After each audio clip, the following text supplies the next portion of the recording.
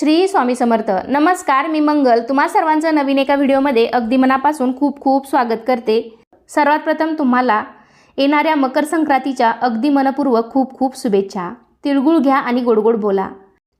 तर या व्हिडिओमध्ये मी तुम्हाला मकर संक्रांतीची संपूर्ण माहिती सांगणार आहे. यामध्ये यावर्षी मकर संक्रांत कशावर आली आहे, कोणत्या रंगावर आली आहे, त्यामुळे आपल्याला कोणता रंग वर्ज्य करायचा आहे, तसेच संक्रांती काळात कोणती कामे वर्ज्य करावीत, तसेच कोणती कामं करणं गरजेचं आहे, संक्रांतीचे वाहन, वस्त्र, शस्त्र, वय, नाव, दान काय द्यावे आणि संक्रांती काळात अजून कोणकोणत्या गोष्टी केल्या जातात, तर या सर्व गोष्टींची माहिती तुम्हाला मी आजच्या व्हिडिओमध्ये देणार आहे. तर त्यासाठी हा व्हिडिओ शेवटपर्यंत पहा. जास्तीत जास्त तुमच्या फ्रेंड फॅमिलीमध्ये शेअर करायला विसरू नका आणि चॅनलवरती नवीन असाल तर चॅनललासुद्धा नक्की सबस्क्राईब करा. लगेचच आजच्या व्हिडिओला सुरुवात करूयात. आपल्या हिंदू धर्मात मकर संक्रांतीच्या सणाला विशेष महत्त्व आहे. सूर्य हा दर महिन्याला आपली राशी बदलतो, परंतु जेव्हा सूर्य मकर राशीत प्रवेश करतो तेव्हा या शुभ योगाला मकर संक्रांती असे म्हणतात. म्हणजेच सूर्य जेव्हा एका राशीतून दुसऱ्या राशीत प्रवेश करतो यालाच मकर संक्रांत असं म्हटलं जातं. आणि आपण हा मकर संक्रांतीचा सण अगदी आनंदाने साजरा करत असतो. या मकर संक्रांतीच्या दिवसापासूनच सूर्याचे उत्तरायण सुरू होतं आणि हा उत्तरायणाचा काळ अधिक शुभ मानला जातो. त्यामुळेच मकर संक्रांत अगदी विशेष मानली जाते. इंग्रजी नवीन वर्षाला सुरुवात झाली की यामध्ये येणारा पहिला सण म्हणजेच मकर संक्रांत. आणि आपलं मराठी नवीन वर्ष जरी गुढीपाडव्याला सुरू होत असलं तरीसुद्धा आपल्या दैनंदिन जीवनामध्ये इंग्रजी महिनेसुद्धा तेवढेच महत्त्वाचे आहेत. मराठी महिन्याप्रमाणेच मकर संक्रांत ही दरवर्षी 10व्या महिन्यात म्हणजेच पौष महिन्यात येते आणि इंग्रजी महिन्यात मकर संक्रांत ही जानेवारी महिन्यातच येत असते. आणि या सणाचे एक वैशिष्ट्य म्हणजे मकर संक्रांतीचा सण शक्यतो 14 किंवा 15 जानेवारीला साजरा केला जातो. त्यातल्या त्यात 13 किंवा 15 जानेवारीला संक्रांत येणं असं क्वचितच घडतं. मात्र नेहमी हा सण 14 जानेवारीला साजरा केला जातो.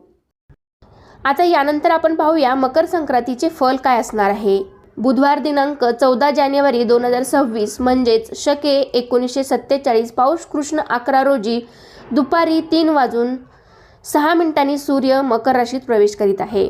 संक्रांतीचा पुण्यकाल बुधवार दिनांक 14 जानेवारी 2026 रोजी दुपारी 3:06 पासून ते सूर्यास्तापर्यंत संक्रांतीचा पुण्यकाल असणार आहे. आता आपण पाहूया की यावर्षी संक्रांत कशावर आली आहे, कोणत्या रंगावर आली आहे आणि संक्रांतीने कोणकोणत्या वस्तू परिधान केल्या आहेत. कारण संक्रांतीने ज्या वस्तू परिधान केलेल्या असतात त्या आपल्याला वर्ज्य करायच्या असतात. सूर्याचे मकर संक्रमण बालवकरणावर होत असल्याने वाहन वाघ असून उपवाहन घोडा आहे. संक्रांतीने पिवळे वस्त्र परिधान केलेले असून हातामध्ये तिने गदा घेतली आहे. केशराचा टिळा तिने लावलेला आहे. वयाने ती कुमारी असून बसलेली आहे. वासाकरता तिने जाईचे फूल घेतलेले आहे. पायस भक्षण करीत आहे.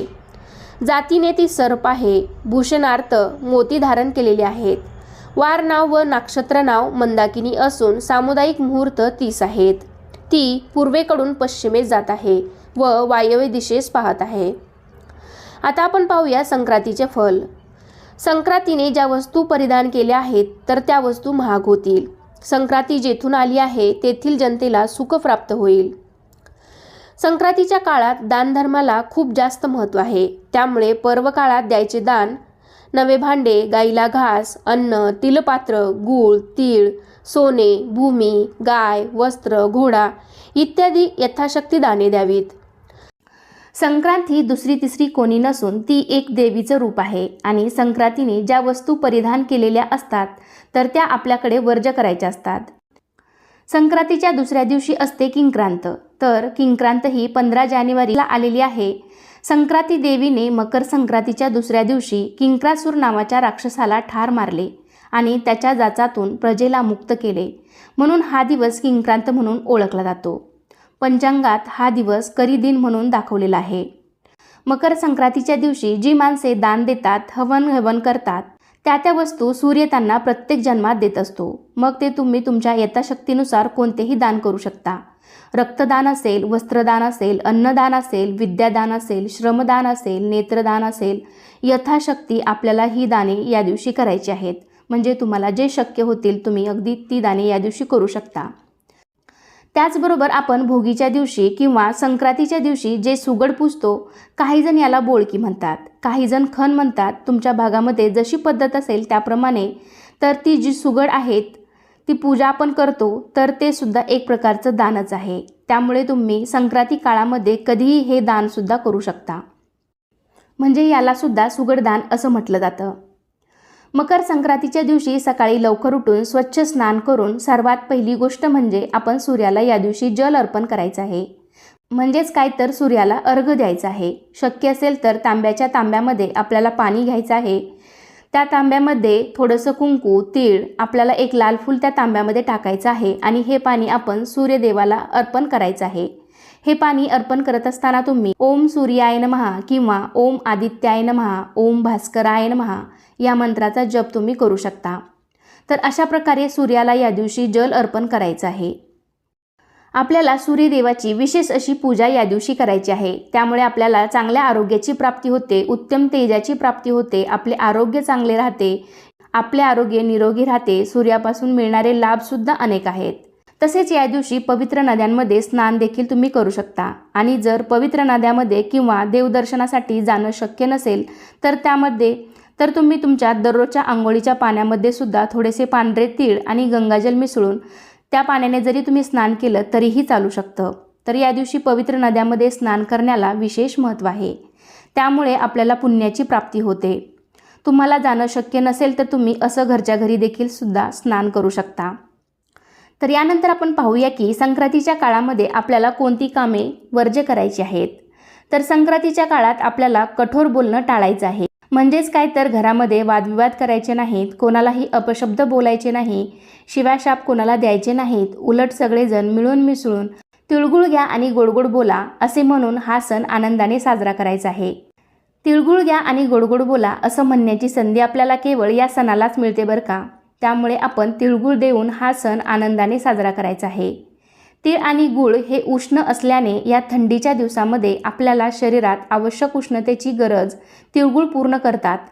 आणि याच मुख्य कारणामुळे मकर संक्रांतीला तिळगुळ देण्याची परंपरा आहे.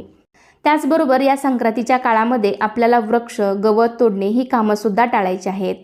कोणत्याही झाडाची हानी या दिवशी झाली नाही पाहिजे. तसेच या दिवशी गाई म्हशींची धार काढणे हे सुद्धा वर्ज्य सांगितलेलं आहे. त्यामुळे जे शेतकरी लोक असतील तर त्यांच्या घरी दूध दुभते जनावरं असतील तर त्यांनी या दिवशी धारा काढायच्या नाहीत. तर त्यांनी त्यांच्या गाई वासरांची जी गायी आहेत, म्हशी आहेत, तर त्यांच्या वासरांनाच तुम्ही दूध प्यायला देऊ शकता. आणि ज्यांना शक्यच नसेल तर त्यांनी या दिवशी दूध काढलं तरीही चालेल, कारण सगळेच नियम आपल्याला पाळणे शक्य होत नाही. त्याचबरोबर या दिवशी दात घासणे सुद्धा वर्ज्य सांगितलेलं आहे. पण आता हल्लीच्या काळामध्ये ही गोष्ट शक्यतो कोणीच पाळणार नाही. ज्यांना पाळायचं असेल त्यांनी पाळू शकता. म्हणजेच काय, दात नाही घासले तरी आपण जे आता हल्ली बाजारामध्ये माउथवॉश मिळतात त्याने सुद्धा आपण आपले दात स्वच्छ करू शकतो. आणि ज्यांना शक्यच नाही तर त्यांनी हा नियम पाळला नाही तरी पण चालेल. तसेच या दिवशी कामविषयक सेवन करणे देखील टाळायचं आहे. म्हणजेच काय तर या दिवशी आपल्याला ब्रह्मचर्याचे पालन देखील करायचे आहे.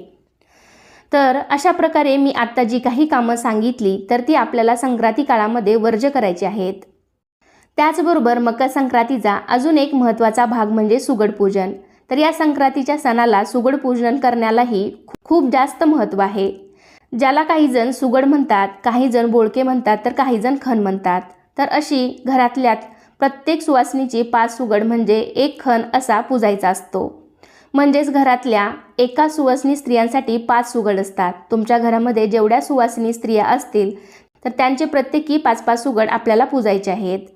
तर या सुगडांमध्ये ओसा भरून त्यांची पूजा केली जाते. म्हणजेच मकर संक्रांत हा भारतातील असाच एक शेती संबंधित सण आहे. त्यामुळेच या दिवसांमध्ये शेतातील जी काही पिकं आलेली असतात ती आपल्याला या सुगडांमध्ये भरायची असतात. मग त्यामध्ये कोणी गव्हाच्या लोंब्या घालतं, कोणी ज्वारीचे कणीस, हरभऱ्याचे घाटे, घेवडा, वाटाण्याच्या शेंगा, भुईमुगाच्या शेंगा, ऊसाचे तुकडे, गाजराचे तुकडे, बोरे, पेरूचे तुकडे, तीळ, गूळ हे सर्व पदार्थ एकत्र करून, हे ज्या काही वस्तू मी आता सांगितल्या तर सर्व त्याचे तुकडे करून एकत्र करून तर ते या सुगडांमध्ये भरले जातात. त्यालाच ओसा भरणे असं म्हणतात. तर असा सगळा ओसा सुगडांमध्ये भरून त्यांची पूजा केल्यावर हा सगळा ओसा एखाद्या नवीन कपड्याने झाकून ठेवला जातो आणि मग जेव्हा महिला हळदी कुंकवाचा कार्यक्रम करतात किंवा महिलांना आपल्या घरी हळदी कुंकवासाठी बोलवतात तर त्यांना हे एक एक सुगड दान म्हणून दिलं जातं किंवा मग यातलं जो ओसा पण जो भरलेला आहे तर तो ओसासुद्धा त्यांच्या ओटीमध्ये दिला जातो। ज्या भागात जशी प्रथा आहे त्याप्रमाणे केलं जातं आणि हे सर्व वाण महिला वर्ग ज्या पद्धतीने एकमेकींना देतात त्याचप्रमाणे पंढरपूरच्या रुक्मिणीला देखील सवाष्ण स्त्रिया या दिवशी हे वाण देण्याकरता गर्दी करतात। मकर संक्रांतीचा सण हा महिलांसाठी खूपच उत्साही आणि आनंदी आहे, कारण या दिवशी महिला हळदी कुंकवाचा कार्यक्रम करतात। मकर संक्रांतीपासून ते रथसप्तमीपर्यंत तुम्ही हळदी कुंकवाचा कार्यक्रम कधीही करू शकता, ज्यामध्ये महिला एकमेकींना हळदी कुंकू लावतात, एकमेकींना वाण देतात, तिळगुळ देतात, तिळगुळ घ्या गोड गोड बोला असे म्हणत काही जण वेगवेगळ्या भेटवस्तूसुद्धा देतात। तर रथसप्तमीपर्यंत आपण हळदी कुंकू कधीही करू शकतो। तसेच संक्रांतीचा आदला दिवस महाराष्ट्रात भोगी या नावाने साजरा करतात।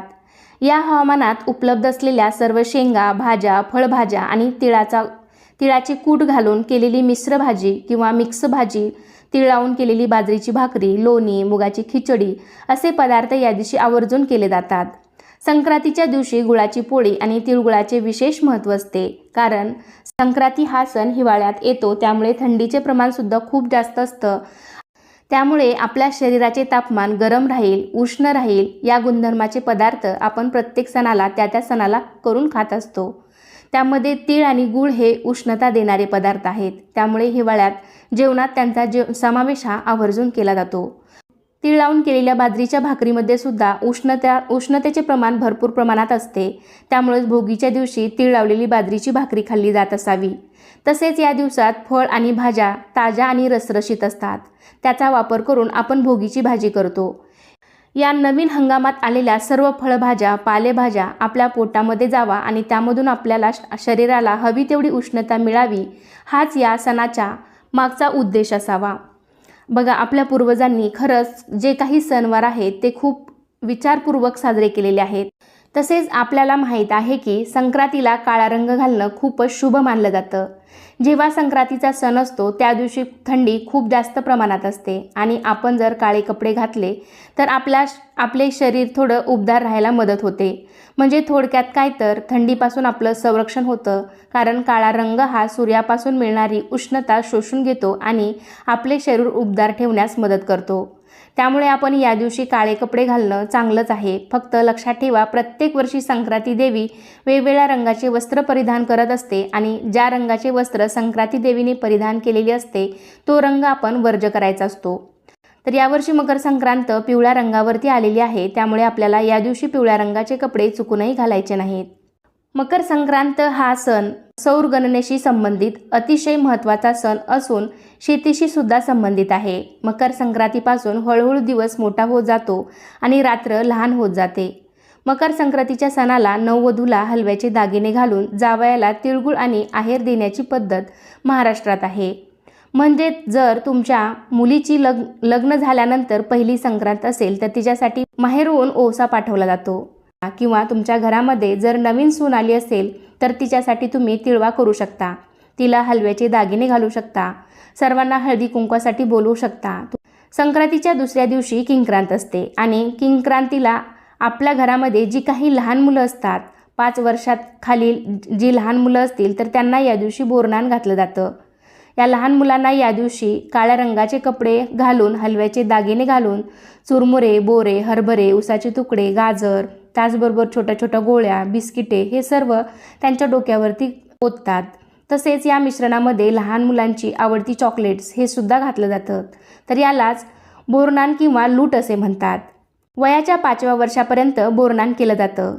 तर अशा प्रकारे तुम्ही बोरनान संक्रांतीपासून ते किंक्रांतीपर्यंत कधीही करू शकता आणि हळदी कुंकाचा कार्यक्रम सुद्धा तुम्ही संक्रांतीपासून ते रथसप्तमीपर्यंत कधीही करू शकता। तर अशा प्रकारे आजच्या व्हिडिओमध्ये मी तुम्हाला मकर संक्रांतीच्या सणाविषयी संपूर्ण माहिती देण्याचा प्रयत्न केला आहे। तर कसा वाटला तुम्हाला आजचा व्हिडिओ नक्कीच मला कमेंटद्वारे सांगा। व्हिडिओ आवडला असेल तर व्हिडिओला लाईक करा, तुमच्या फ्रेंड फॅमिलीमध्ये शेअर करायला विसरू नका आणि असे छान छान माहितीपूर्ण व्हिडिओ पाहण्यासाठी आजच आपल्या चॅनलला सुद्धा सबस्क्राईब करा। चला तर पुन्हा भेटूया अशाच एका छानशा आणि माहितीपूर्ण व्हिडिओमध्ये. तोपर्यंत धन्यवाद. सर्वांना श्री स्वामी समर्थ.